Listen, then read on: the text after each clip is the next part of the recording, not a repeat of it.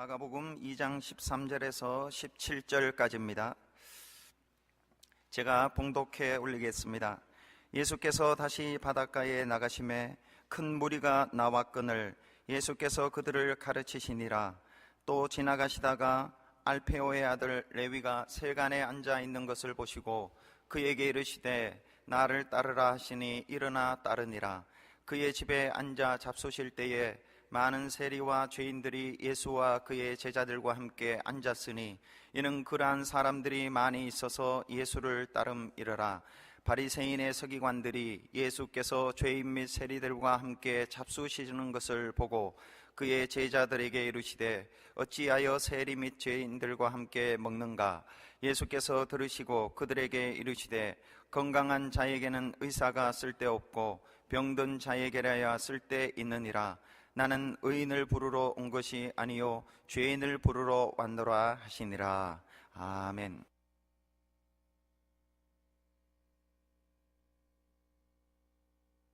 우리 이 자리에 오신 분들 가운데 혹시 슬픔과 비탄 가운데 빠지신 분들이 있으면 주님 바라보시기 바랍니다. 주님 계속 바라보시면 그 슬픔과 비탄에서 벗어날 수 있습니다. 별로 아멘을 안 하시는 것 같은데 주님 바라보시면 여러분도 모르게 어느 순간에 슬픔이 변하여 기쁨이 될 줄로 믿습니다. 주님 바라보시면 됩니다. 나를 바라봐라. 주님 오늘 지금 말씀하셔요. 주님 바라보시기 바랍니다.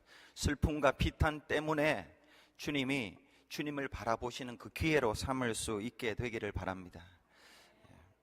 폴 투르니에라는 기독교 상담 심리학자가 모험으로 사는 인생이라는 책을 썼습니다.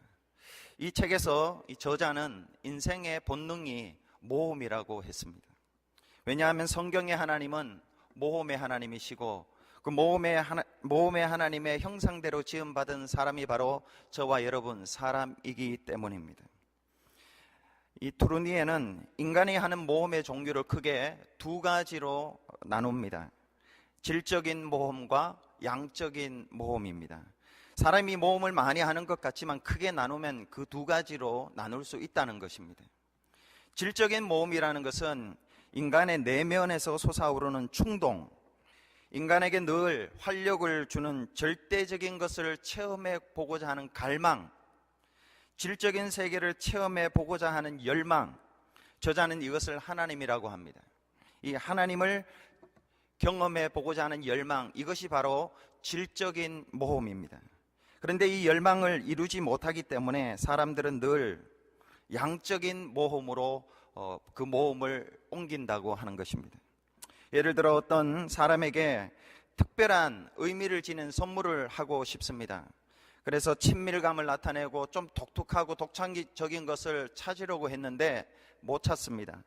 그러면 할 수 없이 아주 비싼 선물을 사준다는 것입니다. 신나는 모험이 될 만한 일을 직업으로 택하려고 했는데 그것을 택하지 못할 경우 그 다음 차선책으로 가는 것이 바로 봉급을 많이 주는 데라고 합니다. 그런데 이렇게 인생의 모험이 질적인 데에서 양적인 것으로 바뀌면 인생이 행복한 것 같지만은 비극적인 악순환에 빠진다고 합니다. 양이라는 것은 항상 더 비싼 선물, 더 많은 봉급과 같은 더 바랄 여지가 남아있기 때문에 그렇습니다. 지난해에 최고의 좋은 자동차를 샀습니다. 그런데 올해 보니까 더 좋은 자동차가 나왔습니다. 삽니다. 근데 내년에는 또 더 좋은 것이 나올 겁니다. 더 좋은 거 사도 만족이 없습니다. 그래서 악순환이 계속 된다는 것입니다. 집을 계속 큰 것을 가져도 마찬가지입니다. 봉급이 계속 많아도 마찬가지입니다. 투르니에는 이런 양적인 모험의 종류로 대표적인 것을 그래서 돈이라고 듭니다. 돈을 계속 많이 가져도 만족할 것 같지만 만족 못한다는 것입니다. 그 다음에 도박을 들고 있습니다. 도박은 인생이 가지는 도덕적인 질병 중에서 가장 고치기 힘든 질병입니다. 저도 이런 아들을 둔 성도님들을 보았습니다.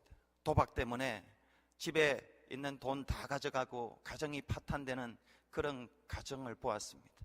직분자 가정이었습니다. 약물 중독, 이것도 양적인 모험의 종류입니다. 그리고 또 어떤 활동에 미친 듯이 집중하는 것, 이것도 양적인 모험의 종류입니다. 권력을 추구하는 것도 마찬가지입니다. 이런 것들은 마치 목이 마른데 소금물을 마시는 것과 같이 악순환을 일으켜 행복하게 만들어 줄 것 같지만 너무나 비참하게 인생을 전락시킨다는 것입니다. 이런 악순환의 삶에 종지부를 찍어야 되는데 그것은 양적인 모험을 계속하는 것이 아니라 거기서 스탑하고 질적인 모험으로 나아가야 합니다. 하나님을 찾아야 합니다. 정말 다행하고 감사한 일은 우리가 언제 어디서나 양적인 모험의 회의를 느끼고 하나님을 찾을 때 하나님은 언제 어디서나 우리를 만나 주신다는 것입니다. 오늘 본문 마가복음 2장 13절에 예수께서 다시 바닷가에 나가심에 합니다. 다시라는 단어가 마가복음을 읽어보면 매우 많이 나옵니다. 2장 1절에 다시 가버나움에 들어가사, 3장 1절에 다시 회당에 들어가시니, 4장 1절에 다시 바닷가에서 가르치시니, 5장 21절에 다시 맞은편으로 건너가시니, 이렇게 많이 나옵니다. 예수님은 이미 가셨던 곳에 또 가십니다. 어떻게 이것을 이해해야 할까요? 신앙생활은 여러분 반복입니다. 우리가 예수님의 말씀을 반복해서 묵상해야 합니다. 그 깊이와 넓이와 높이와 길이 그 말씀 속에 담겨있는 그것을 찾기 위해서 반복해서 묵상해서 들어가면 여러분 자유를 얻을 수 있습니다. 그 안에서 보화를 찾을 수 있습니다. 신앙이라는 것은 계속해서 움직이는 것입니다. 묵상해서 받은 하나님의 말씀을 붙잡고 가만히 앉아있는 것이 아니라 예수님처럼 바닷가를 가시고 회당을 다시 들어가시고 계속 움직이는 것입니다. 행동하는 것입니다. 이것을 본받는 것입니다. 여러분, 설교 시작할 때 제가 예수님을 보라고 하셨죠. 말씀을 드렸습니다.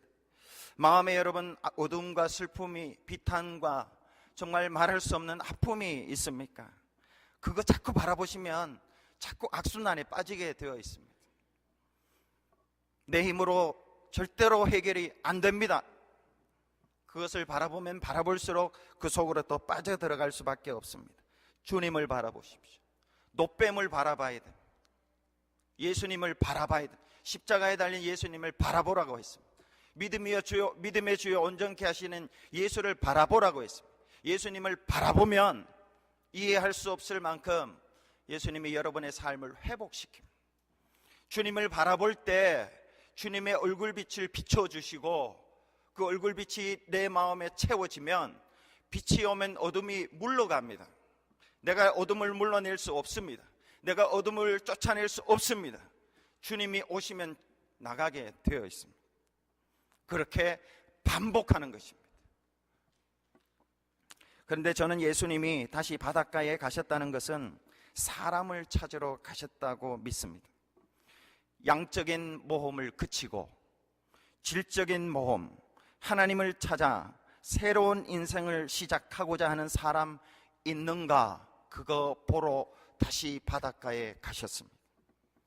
1절 하반절에 그때 큰 무리가 나왔거늘 예수께서 그들을 가르치시니라 합니다.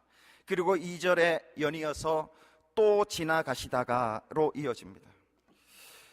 예수님이 바닷가에 가셨습니다. 큰 무리가 나왔습니다. 가르치셨습니다.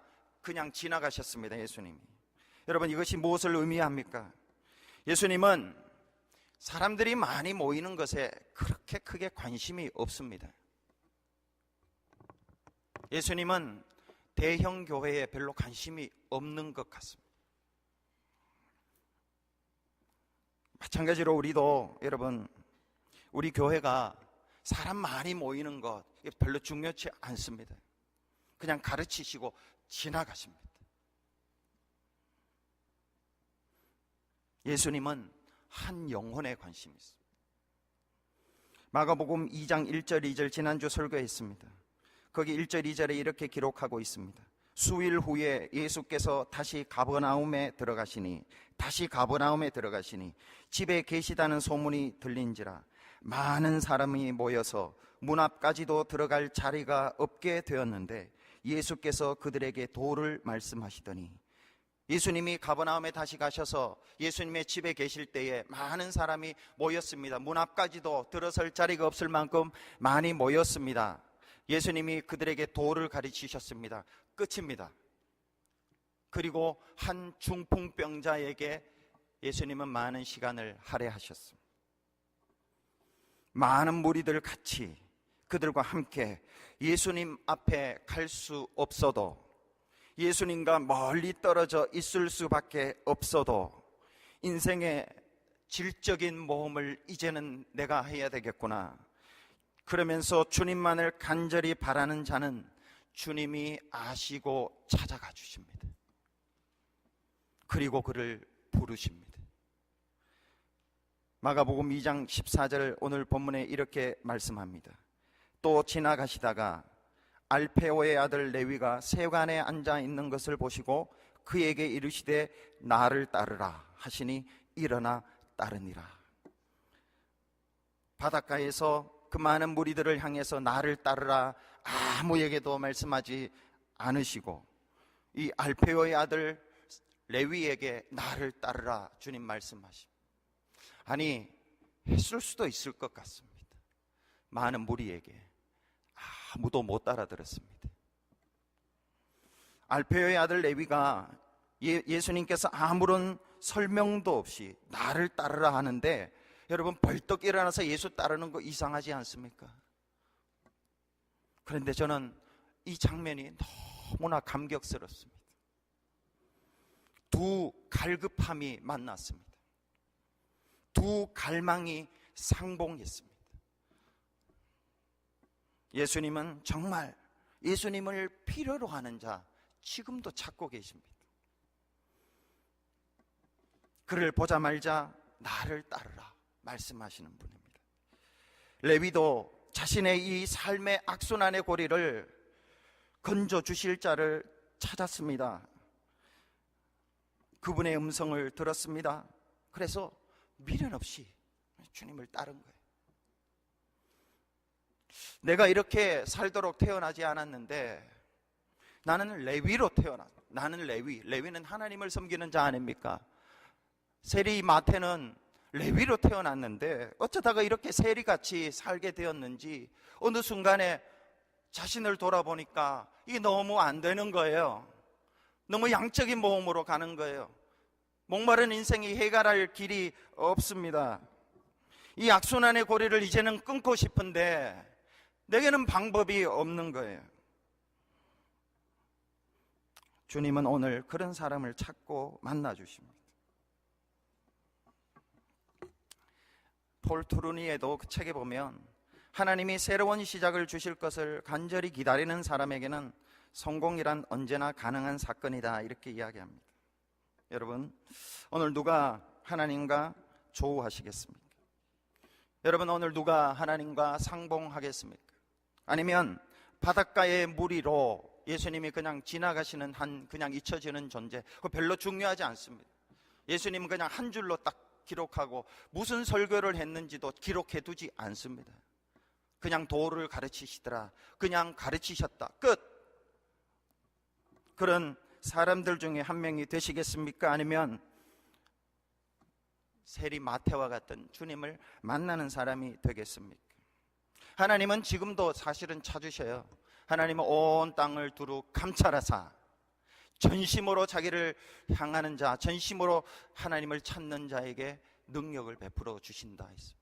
하나님은 나를 사랑하는 자들이 나의 사랑을 입으며 나를 간절히 찾는 자가 나를 만날 것이다 했습니다.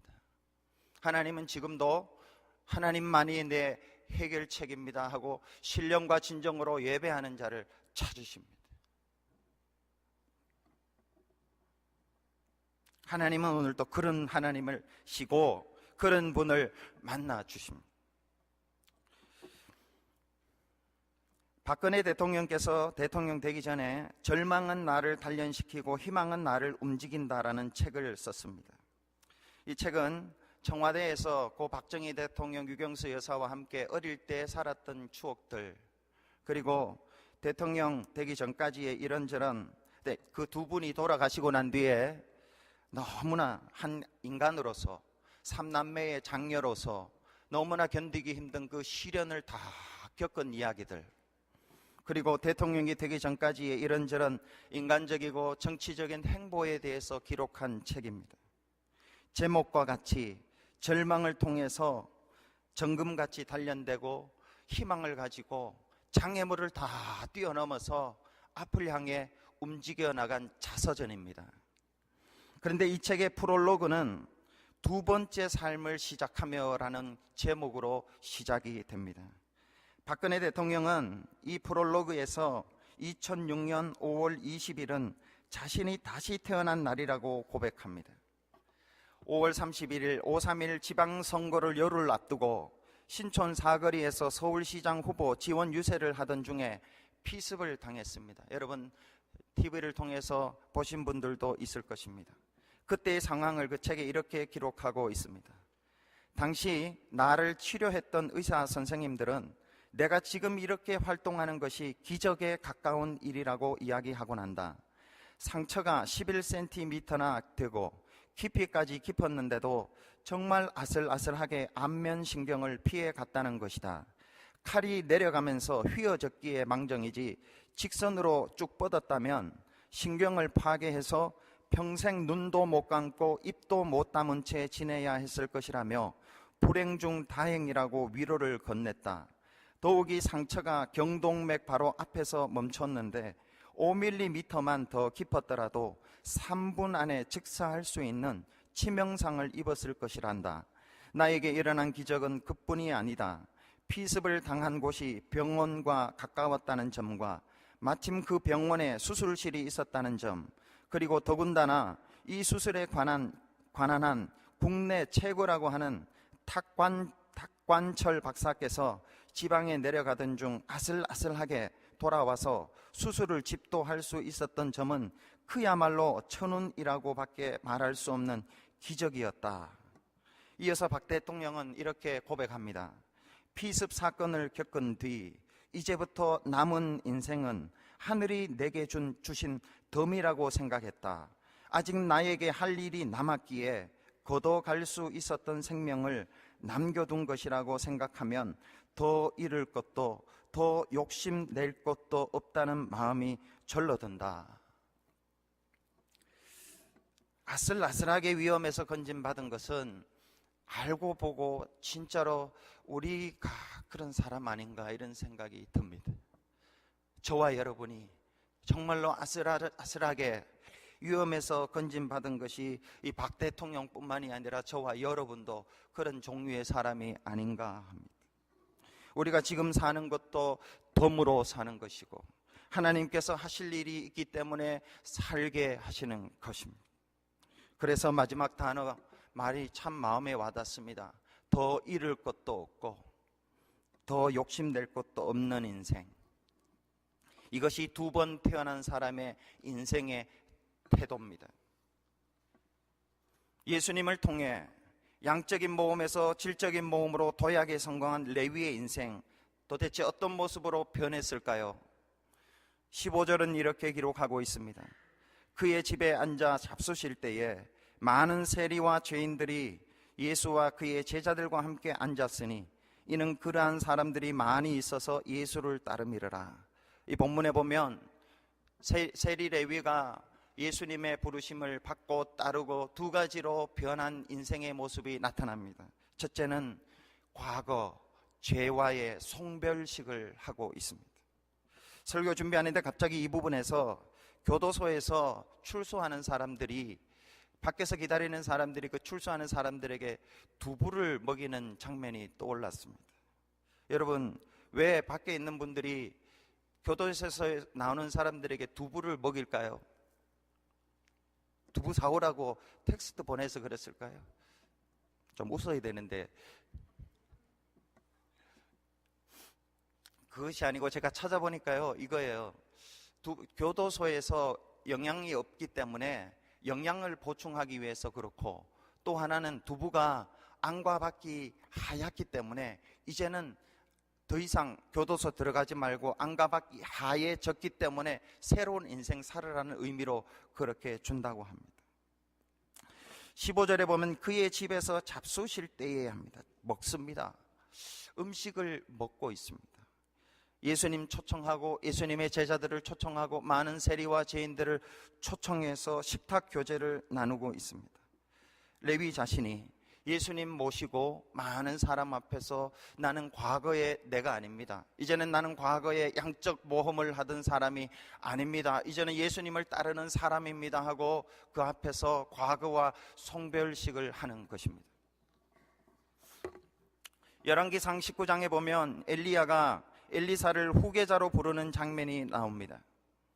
엘리사는 밭에서 소를 몰고 평상 사람처럼 살아갑니다.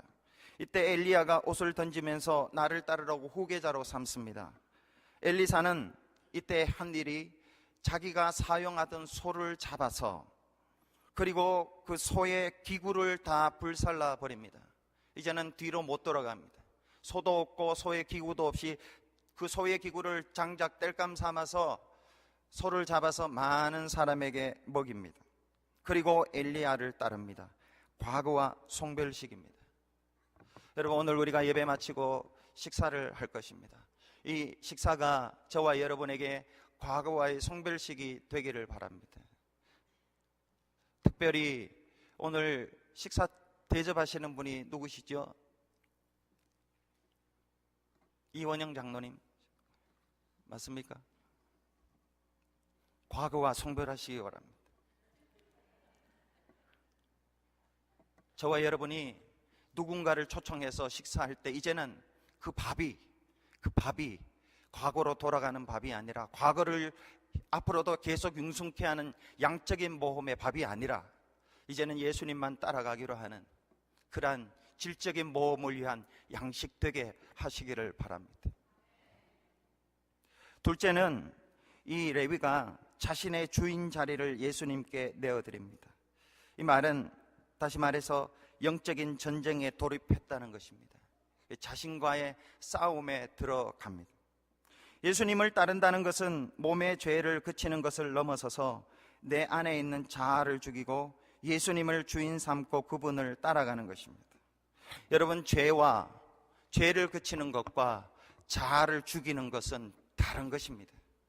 여러분, 예수님을 통해서 죄에서 함께 죽은 것과 내 안에 있는 자아를 죽이는 것은 다릅니다. 이것은 또 하나 해결해야 할 실체입니다. 내 안에 있는 자아를 해결해야 할 또 하나의 실체입니다. 예수를 믿고 죄사함을 받았음에도 불구하고 나 때문에 많은 사람들이 고통당하는 것은 그 사람의 자아 때문입니다.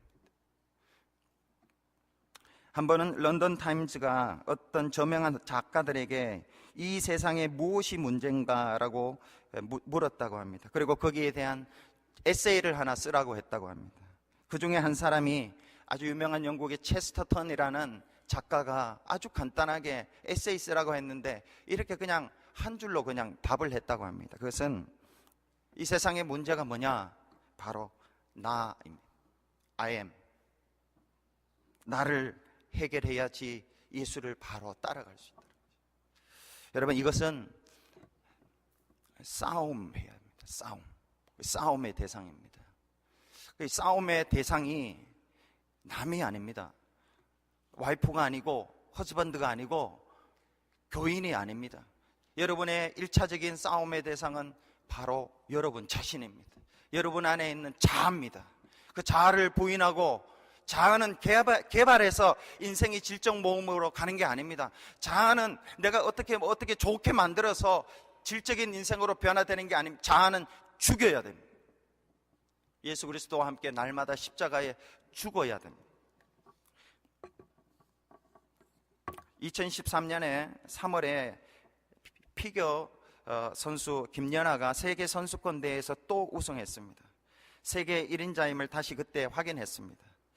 어떻게 이런 결과를 가져갈 수 있었는가? 어떤 신문에서 이런 제목의 글을 실었습니다. 마사오, 일본의 마사오가 김연아의 주적이었죠. 이 마사오는 김연아를 이기는 것이 목표였지만 김연아는 그 자신이 싸움의 대상이었더라. 마사오는 김연아를 이기는 게 목표였어요. 그러니까 계속 2등하는 거예요. 근데 김연아는 자신이 자신을 이기는 것이 목표였기 때문에 1등 할 수 있는 거였습니다.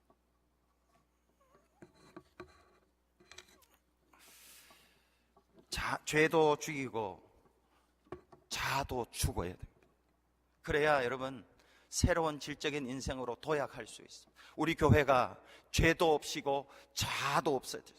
그래야 우리 교회가 주님이 축복하시고 주님의 영광을 드러내는 교회가 될 수 있습니다. 오늘 본문 15절에 보면 그의 집에 앉아 잡수실 때에 예수님이, 여러분 생각해 보십시오. 레위의 집에 아무도 안 갔는데 예수님이 딱 들어가셨어요. 예수님의 인생 정 한가운데로 들어가셨어요. 잡수실 때에 앉아 잡수셨는데 이 앉다는 것은 비스듬히 눕다는 의미가 있답니다.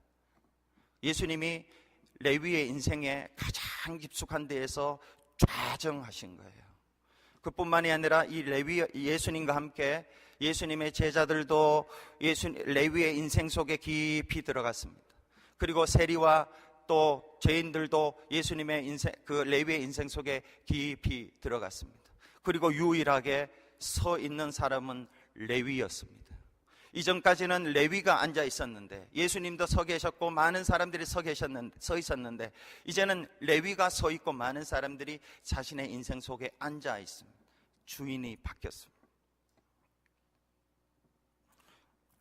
레위가 이렇게 자신의 인생의 주인을 예수님께 드릴 때에 이 레위는 마태복음을 쓸 수 있는 사람이 되었습니다. 여러분, 우리의 자아를, 우리의 있는 생각을, 우리의 감정을, 우리의 의지를, 이런 것들을 많이 표현하면 예수님은 가만히 계십니다. 그러나 우리가 우리 자아를 죽일 때에 예수님은 당신을 죽인 그를 통해서 많은 것들을 보여주시고 들려주시고 마태복음을 쓰게 하십니다. 우리 인생은 이렇게 끝이 나야 됩니다. 여러분, 세리 마태가 예수님을 마음에 모시고 살 때 죽은 것 같죠?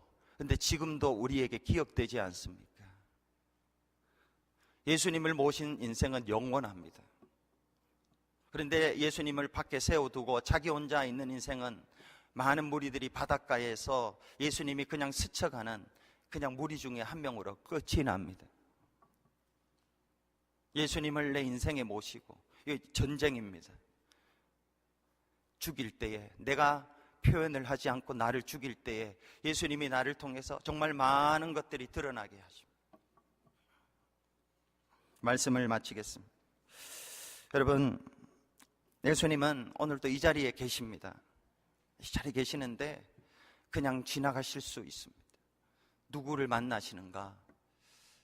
내 인생을 이제는 더 이상 이렇게 살 수 없다. 이제 한 시간이라도, 한순간이라도 이제는 질적인 모험의 인생을 살아야 되겠다. 그렇게 하는 사람에게 만나주십니다. 예수님은, 그렇게 예수님을 만난 분들이 있습니까? 과거와 송별해야 됩니다. 죄를 그쳐야 됩니다. 죄를 떠나보내야 됩니다. 죄에서 죽어야 됩니다. 그런 사람이 있습니까? 마지막으로 할 일이 있습니다. 자아가 죽는 것입니다. 자아가 죽어야지 예수님이 이제 그를 데리고 새로운 인생길, 모험길을 걸어갈 수 있습니다.